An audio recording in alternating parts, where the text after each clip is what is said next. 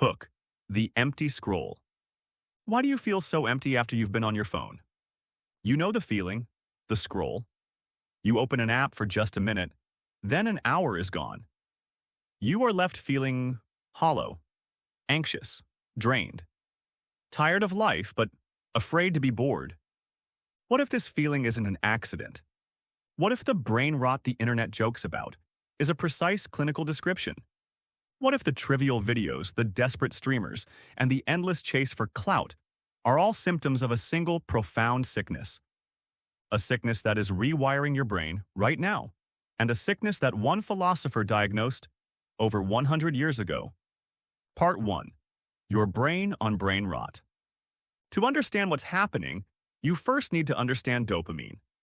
We're told it's the pleasure molecule. That's wrong. It's the motivation molecule. It's what makes you seek, hunt, and strive. As Stanford psychiatrist Dr. Anna Lemke explains, our brains are not built for the endless, high-potency dopamine release that social media provides. Every like, every swipe, every novel 15-second video is a hit. The brain, flooded, panics. And in response, it doesn't just return to normal, it crashes below its natural baseline. This is the chronic dopamine deficit state. It's the biological reason you feel anxious and irritable. It's the reason real life feels boring and gray compared to the screen. You are in a state of chemical withdrawal, and the only thing that seems to cure it is another scroll. But it gets worse. While the chemical part of your brain is being hijacked, the structural part is weakening. fMRI studies show that heavy use of short-form video is linked to reduced activation in your dorsolateral prefrontal cortex. This is the CEO of your brain. It's the part that handles self-control, emotional regulation, and long-term decisions. Think about what this means. The more you use the platform, the weaker the part of your brain becomes that is responsible for stopping you from using the platform. This is brain rot. It is not a meme. It is the cognitive decline and impaired executive functioning that results from a system designed to make you a passive, compulsive zombie scroller. Part 2. The performers and the herd. This neurologically weakened state makes you the perfect audience for the performer, the clout chaser, the influencer, the streamer. We think of them as ambitious. But psychologists tell us the core motivation for clout chasing is the opposite. A deep, profound sense of insecurity and inadequacy. The clout chaser is a person who has externalized their self-worth. Their value as a human is not internal. It is measured in likes, shares, and follower counts. To get these likes, they master the art of the parasocial relationship. They perform a manufactured authenticity, an appearance of being your friend, of getting you.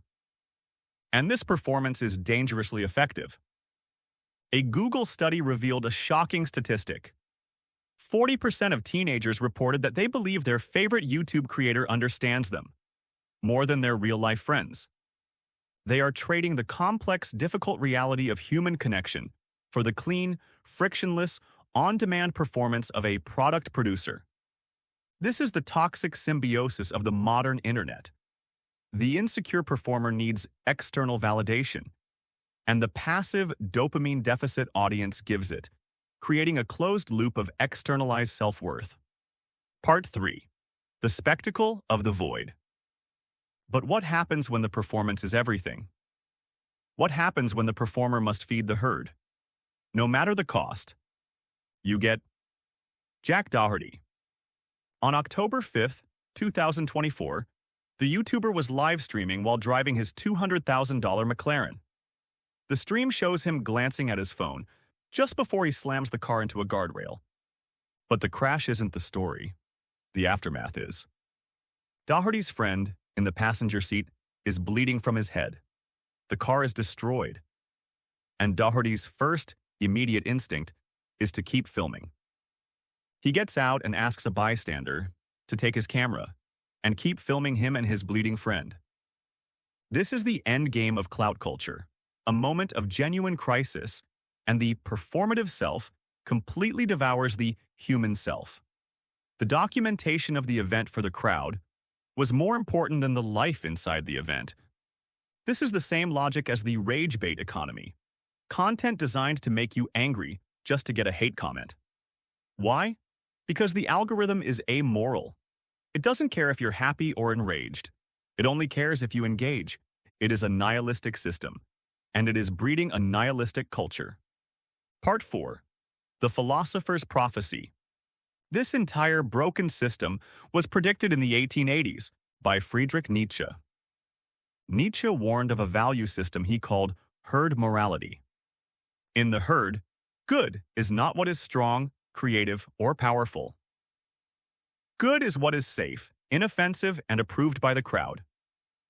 Social media is the ultimate engine for herd morality. A like is a real-time vote from the herd. A clout chaser is a person defined by their reliance on others' approval to create a sense of self-worth.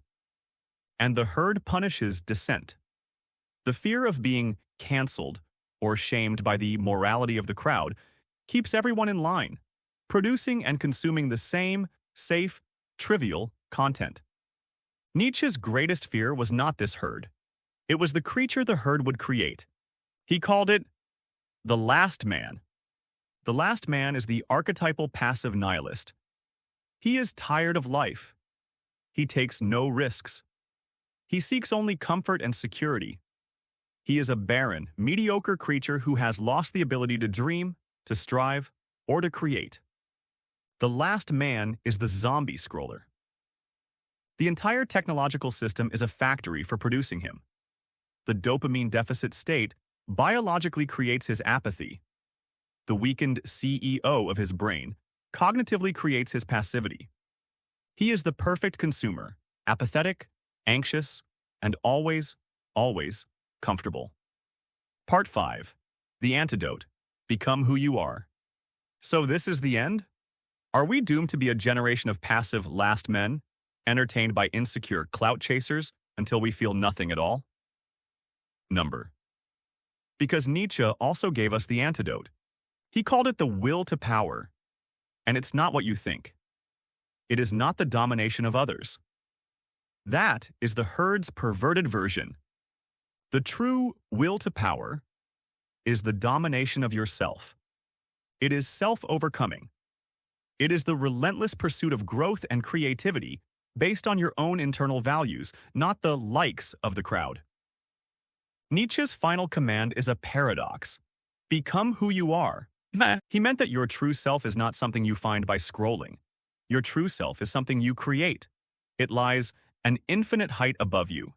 You must build it through willed effort. This is the choice. 1. You can reject the herd. You can stop externalizing your self-worth. You can create something and decide for yourself if it is good. 2. You can seek struggle over comfort. You must biologically fight the dopamine deficit by willingly choosing difficult, sustained effort over passive, easy consumption. Read the book.